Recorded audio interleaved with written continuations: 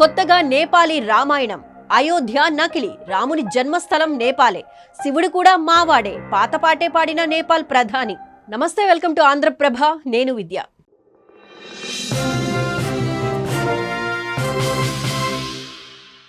మనకు ఇప్పటి వరకు వాల్మీకి రామాయణం తెలుసు, కానీ కొత్తగా నేపాలీ రామాయణం పుట్టుకొచ్చింది. ఎందుకంటే నేపాల్ ప్రధానమంత్రి కేపీ శర్మ ఓలీ రాముడు తమవాడేనంటూ మరోసారి పాత పాటే పాడారు. శ్రీరాముడు నేపాల్లోనే పుట్టాడని చెబుతున్నారు. భారత్లో ఉన్న అయోధ్య నకిలీ అని, తమ నేపాలే అసలైన రామ జన్మభూమి అని చెప్పడం విడ్డూరం. ప్రస్తుతం ఓలీ వ్యాఖ్యలపై తీవ్ర దుమారం చెలరేగుతోంది. అయితే ప్రెజెంట్ నేపాల్లో నడిచేది కమ్యూనిస్టుల ప్రభుత్వం. దీన్ని చైనానే వెనుక ఉండి నడిపిస్తుందన్న వాదన వినిపిస్తోంది. నేపాల్ను ఇంతకు ముందు ఓ రాజు కుటుంబం పాలించేది, కానీ వారిని చంపేసి ఆ నిందను భారత్పై నెట్టేసిందన్న వార్తలు కూడా ఉన్నాయి. దీన్ని ఉపయోగించే నేపాల్ ప్రజలకు భారతీయులకు మధ్య వివాదాన్ని రాజేసింది. దీని ప్రభావం మన దేశంపై చాలానే పడింది. ఇన్ఫాక్ట్ ఆ ఎఫెక్ట్ నుంచి భారత్ ఇంకా పూర్తిగా కోలుకోలేదు కూడా. భారత్ ను ఎలాగైనా ఇబ్బంది పెట్టాలని భావిస్తున్న నేపాల్లోని ఓలీ ప్రభుత్వం మరో కొత్త ఎత్తుగడ వేసింది. ఇందులో భాగంగానే హిందుత్వాన్ని తెరపైకి తీసుకొచ్చింది. హిందువుల ఆరాధ్య దైవం శ్రీరామచంద్రుడు. భారత్లోని అయోధ్య ఆయన జన్మభూమి. ఈ విషయం అందరికీ తెలిసిందే. దాదాపు 500 ఏళ్ల నాటి సుదీర్ఘ పోరాట ఫలితమే అయోధ్య బాలరామ మందిర నిర్మాణం. ఇక్కడి రాముని జన్మస్థలం విషయం యావత్ ప్రపంచంలోనే అతి పెద్ద ఉద్యమంగా పేరుగాంచింది. వివాదాలన్నీ ముగియడంతో 2024 జనవరి 22న కొత్త బాలరాముడి విగ్రహ ప్రతిష్టాపనతో పాటు రామాలయాన్ని ప్రారంభించింది. భారత ప్రధాని మోదీ చేతుల మీదుగా ఈ కార్యక్రమం ఎంతో అద్భుతంగా జరిగింది. అయితే ఇదే విషయంపై నేపాల్ ప్రధానమంత్రి కేపీ శర్మ ఓలీ వివాదాస్పదమైన వ్యాఖ్యలు చేశారు. శ్రీరాముడు అయోధ్యలో పుట్టలేదని, నేపాల్లోనే జన్మించారని తెలిపారు. ఈ చారిత్రక సత్యాన్ని ప్రపంచానికి చాటి చెప్పడానికి నేపాల్ ప్రజలెవ్వరూ సంకోచించాల్సిన అవసరం లేదని తెలిపారు.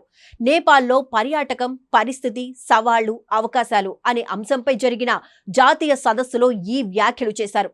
అయితే ఈ కామెంట్స్ ప్రస్తుతం రాజకీయ, మతపరమైన వర్గాల్లో తీవ్ర చర్చకు దారితీసింది. శ్రీరాముడు జన్మస్థలం నేపాల్ అన్న విషయాన్ని నేపాల్ ప్రజలు అంగీకరించాలని అన్నారు అక్కడి ప్రధాని ఓలీ.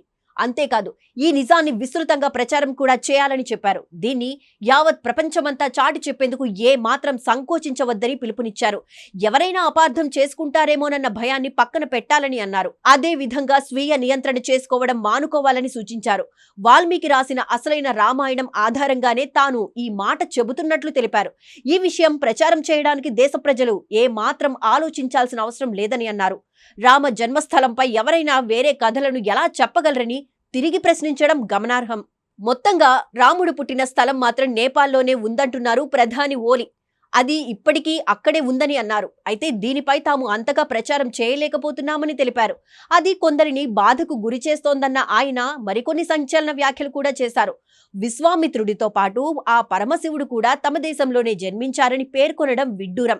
అలాగే తాను ఇది సొంతంగా చెప్పడం లేదని, వాల్మీకి రాసిన రామాయణంలో ఉందని చెప్పారు. ఇక నేపాల్ ప్రధాని ఓలీ ఇటువంటి వ్యాఖ్యలు చేయడం ఇదే మొదటిసారి కాదు. గతంలోనూ ఆయన ఇలాంటి కామెంట్స్ కూడా చేశారు. 2020లో అయోధ్య తమ దేశంలోని చిత్వాన్లోని ధోరీలో ఉందని పేర్కొన్నారు.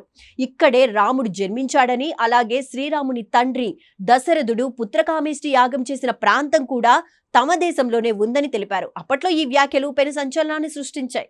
మొత్తంగా చైనా కనుసన్నల్లో మెలిగే నేపాల్ ప్రధాని ఓలీ కోరుకున్న లక్ష్యం ఒక్కటేనని అర్థమవుతోంది.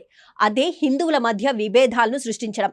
అలాగే భారత్లో ఉండే హిందూ వ్యతిరేకవాదులను రెచ్చగొట్టాలని భావిస్తున్నారని తెలుస్తోంది. భారత్ పై విషాన్ని చిమ్మేందుకు ఈ ఎత్తుగడ వేశారని అర్థమవుతోంది. ఇక మరోవైపు ఓలీ మాటలపై భారత్ వ్యాప్తంగా విమర్శలు వెల్లువెత్తుతున్నాయి. నేపాల్లో ఉన్న దౌత్య సంబంధాలను భారత్ ప్రభుత్వం తెంచుకోవాలని చెబుతున్నారు. అంతేకాదు, భారతీయుల మనోభావాలను దెబ్బతీసిన ఓలీ క్షమాపణలు చెప్పి తీరాల్సిందేనన్న డిమాండ్లు కూడా వినిపిస్తున్నాయి.